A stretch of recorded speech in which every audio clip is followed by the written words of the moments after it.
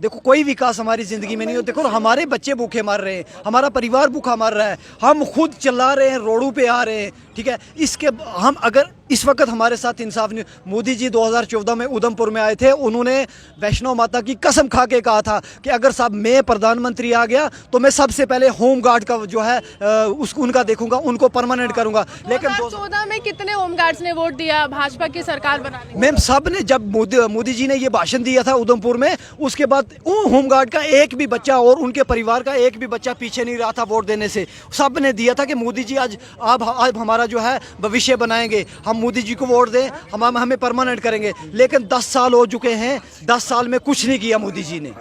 और आज हमें देखा जाए, हमें हिरासमेंट किया जाता है। चीफ सेक्रेटरी साहब ने हमारे श्रीनगर डिवीज़न से कम 200 लोगों को डिसंगेज कर दिया और इतना ज़बरदस्त स्ट्रिक्टली आर्डर वहाँ पे निकाले हैं कि इन सब को डिपार्टमेंट से निकाल दो। अब होम गार्ड्स को उनकी जॉब से निकाला गया है क्योंकि लगातार लोग कह रहे हैं कि यहाँ पर नए लोगों को नौकरी दी जा रही है और जो पहले हैं वो पहले ही परेशान। 1500 लोगों को 1500 से 2000 लोगों को अभी तक इन्होंने निकाला है। क्या यही झूठी सरकार तोहफा दे रही है?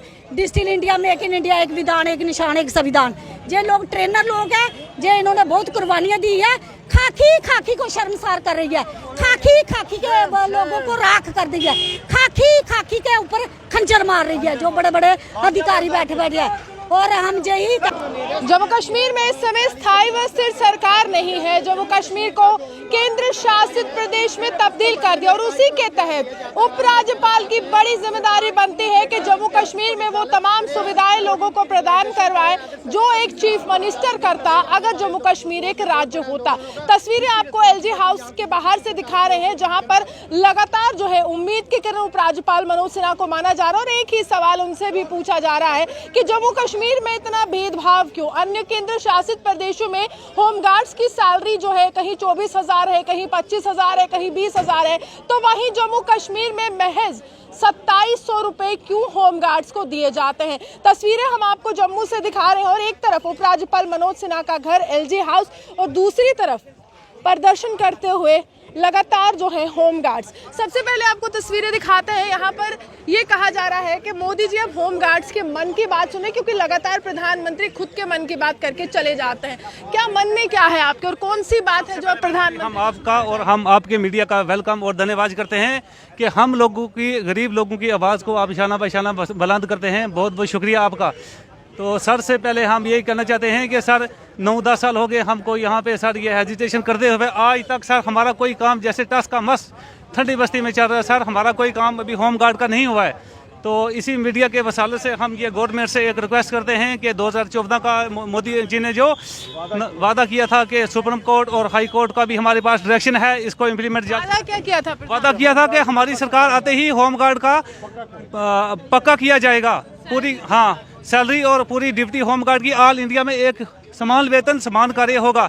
लेकिन उसी के मद्देनजर चलते हुए हमको पूरी जिंदगी, हमारी आधी जिंदगी इसी काम में ख़त्म हुई है कि आज तक हमारा वो जो मोदी जी का वादा है वो उधर ही है, जैसे टस का मस, उसका कोई कार्रवाई काम क्या करवाया जाता है? काम हमको पूरी ड्यूटी शाना बशाना ट्रैफिक के साथ, पुलिस थाना जो भी है सब हम काम करते हैं। जहाँ कोई नहीं जाता वहाँ होम गार्ड जाता है। जहाँ जो कोई काम नहीं करता वो बड़े बड़े अफसर होम गार्ड को भेज देते हैं आगे ड्यूटी के लिए। हम हर ड्यूटी करते हैं होम गार्ड के जवान जम्मू कश्मीर से। तो हमारा एक ही नारा है कि हमारा काम जो है जल्दी जल्दी सुप्रीम कोर्ट और हाई कोर्ट के आर्डर को लागू किया जाए। अभी सेंटर की एक जजमेंट आई है होम गार्ड के सेंटर में, तो इसको इम्प्लीमेंट किया जाए। देखिए साफ तौर पर काफ़ी बड़ी संख्या में होम गार्ड्स जो है यहाँ पर मौजूद है और होम गार्ड्स एक ही सवाल कर रहे हैं कि जम्मू कश्मीर में 365 दिन काम करने की यहाँ पर जो अवधि है वो भी होम गार्ड्स को दी जाए। प्रधानमंत्री नरेंद्र मोदी होम गार्ड्स के मन की बात सुने। और एक और तस्वीर अर्जुन आप वो दिखा दीजिए। खाकी ने हमारे बच्चों को खाक कर दिया है। इन्हीं से जानने की कोशिश करते हैं कि आखिरकार इस तरह के नारे, इस तरह की बातें जो हैं लगातार होम गार्ड्स जो है वो क्यों कर रहे हैं। सर क्या परेशानी क्या आ रही है? क्योंकि यहाँ पर लिखा है कि खाकी ने हमारे बच्चों को खाक कर दिया। मैम खाकी ने हमारे बच्चों को खाक किया, हमें गवर्नमेंट ने खाकी यूनिफॉर्म दी पहनने के लिए, लेकिन उसको पहन के हमारे बच्चे बर्बाद हो गए, हम खुद बर्बाद हो गए। हमें सिर्फ 2700 रुपये सैलरी जो है वो गवर्नमेंट हमसे 9 डेज ड्यूटी लेती है, महीने में सिर्फ 9 दिन ड्यूटी लेती है। उसके बाद हमें 21 दिन के लिए ये खुला छोड़ देते हैं, कहाँ जाओगे कहाँ नहीं जाओगे, जाओ जहन्नम में। सिर्फ उस 9 दिन की हमें सिर्फ 2700 रुपये सैलरी मिलती है। वहाँ भला खाकी ने खाकी को ही मारा है, खाकी यूनिफॉर्म हमें दी और खाकी ने दी। पुलिस कर्मियों की तरह काम करते हैं, जैसे उनकी ड्यूटीज होती हैं इतनी कड़ी धूप में। कोरोना काल में भी हमने देखा काफ़ी ज़्यादा, उस समय होमगार्ड्स की क्या स्थिति थी?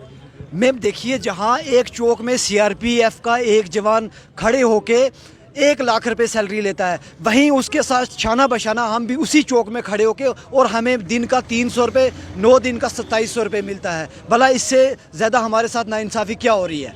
और इस समय प्रधानमंत्री लगातार कह रहे हैं कि देश विकास की ओर आगे जा रहा है। आपकी ज़िंदगी में विकास हो रहा है?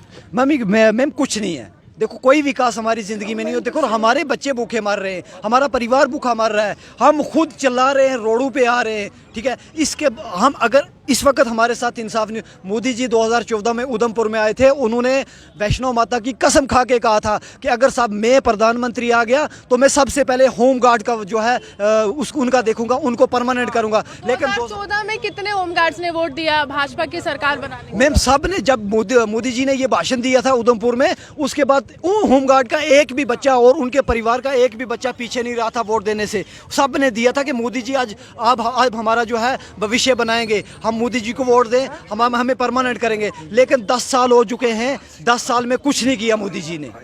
और आज हमें देखा जाए, हमें हिरासमेंट किया जाता है। चीफ सेक्रेटरी साहब ने हमारे श्रीनगर डिवीज़न से कम 200 लोगों को डिसंगेज कर दिया और इतना ज़बरदस्त स्ट्रिक्टली आर्डर वहाँ पे निकाले हैं कि इन सब को डिपार्टमेंट से निकाल दो। अब ये हमें डिपार्टमेंट से निकाल रहे हैं और ये पैसा खा के नई भर्ती करेंगे। अब पुराने बंदू को सबको निकाल रहे हैं और ये नई एडवर्टाइज निकालेंगे। हम 30 साल से काम कर रहे हैं, हमें 30 साल हो गए, 25 साल हम लोगों ने दिए। आज अगर हमें ये निकाल देंगे तो हम कहाँ जाएंगे? हमारे बच्चों का क्या होगा? हम परिवार में क्या मुंह दिखाएंगे? हम बूढ़े माँ बाप को, अपने बच्चों को क्या मुंह दिखाएंगे कि इस डिपार्टमेंट में रह के हमने क्या किया, हमने क्या कमाया, हम आपके लिए क्या लेके आए हैं? हमारे बच्चे स्कूल जाने से परेशान हैं, हमारे बच्चों की फ़ी पूरी नहीं हो रही है, हमारे बच्चों की यूनिफॉर्म किताबें पूरी नहीं हो रही। भला हम क्या करें? हम अब हमारे लोग यहाँ तक कि सुसाइड, हमारे लोगों को हार्ट अटैक हो रहा है, ये सोच कर के हम बच्चों को क्या जवाब दें? भला हम इंसाफ चाहते हैं। हम एलजी साहब को, हम पीएम मोदी साहब से यही रिक्वेस्ट करते हैं कि हमारे बारे में कुछ किया जाए, हमारे बारे में अच्छा सोचा जाए और हमें 365 दिन ड्यूटी दी जाए ताकि हम अपने बाल बच्चों का पेट पाल सकें। कमला जी, आप लगातार जो है होमगार्ड्स की आवाज़ बनती आई हैं, लेकिन आप कह रही हैं कि 10 साल का समय हो गया, 2024 का चुनाव आने वाला है और 2014 से वायदा किया था। क्या वायदा किया गया था जिससे आज तमाम होमगार्ड्स के दिल पे ठेस पहुंची है कि प्रधानमंत्री ने पूरा? माननीय मैम, सबसे पहले मैं अब यही मुबारक दूंगी जो नई पार्लियामेंट बनी है। हमें भी खुशी है कि बहुत से कानून उधर ख़त्म हो रहे हैं, तो हम भी इसी उम्मीद के साथ आए हैं कि माननीय प्रधानमंत्री जी, गृह मंत्री जी, हमारी एडमिनिस्ट्रेशन तो इधर सोई हुई है, वो हमारी आवाज़ नहीं पहुंचाएगी, तो हम अपनी आवाज़ खुद भी पहुंचा सकते हैं। एज ए मीडिया ही चौथा स्तंभ है जो दबे कुचली आवाज़ एक एडमिनिस्ट्रेशन तक पहुंचाते हैं। तो हम यही कहना चाहते हैं कि जो हमारे ऊपर अंग्रेजों के टाइम के काले कानून बड़े हुए, क्या उस कानून को आप खत्म करोगे? पूरे हिंदुस्तान में राज्यकारी और केंद्रीय कर्मचारी का दर्जा दिया जाएगा, जहाँ होमगार्ड का शोषण होता रहेगा पूरी उम्र। होमगार्ड्स को उनकी जॉब से निकाला गया है क्योंकि लगातार लोग कह रहे हैं कि यहाँ पर नए लोगों को नौकरी दी जा रही है और जो पहले हैं वो पहले ही परेशान। 1500 लोगों को 1500 से 2000 लोगों को अभी तक इन्होंने निकाला है। क्या यही झूठी सरकार तोहफा दे रही है? Digital India, make in India, एक विधान एक निशान एक संविधान। ये लोग ट्रेनर लोग हैं, ये इन्होंने बहुत कुर्बानियां दी है। खाकी को शर्मसार कर रही है, खाकी के लोगों को राख कर दी है, खाकी के ऊपर खंजर मार रही है जो बड़े बड़े अधिकारी बैठे हैं। और हम यही कहते हैं माननीय प्रधानमंत्री जी, जब मन की बात सुनो, हमारे मन की बात। 2700 रुपए में घर कैसे चला पाती? वही है ना, कौन सा घर चलता है? जो मिलता था वो भी आप छीन रहे हो, यही आपके अधिकार वैसे है। तो मैं माननीय प्रधानमंत्री एक बार फिर से जब होमगार्ड को जम्मू कश्मीर का प्रशासन कहेगा कि ड्यूटी दे दीजिए, तो क्या सवाल? ड्यूटी पर 46,000 रुपया सैलरी मिलती है, हमें 46,000 देंगे तो हम वोट देंगे, नहीं तो इस वोट का अधिकार नोटा दे देंगे, वोट नहीं देंगे। हम जो है आप समर्थन जो है वो नहीं देने वाले हैं क्योंकि आगे आने वाला समय जो है वो चुनावों का है। और लगातार अगर हम कहें, उपराज्यपाल मनोज सिन्हा से कड़े व बड़े सवाल किए जा रहे हैं कि आखिरकार आपका प्रशासन तब कहाँ है जब प्रधानमंत्री के नारे को बुलंद किया जा रहा है, जब प्रधानमंत्री के मन की बात सुनाई जा रही है, होमगार्ड्स के मन की बात कौन सुनेगा? आप यूं ही हमारे साथ बने रहिए, देखते हुए जब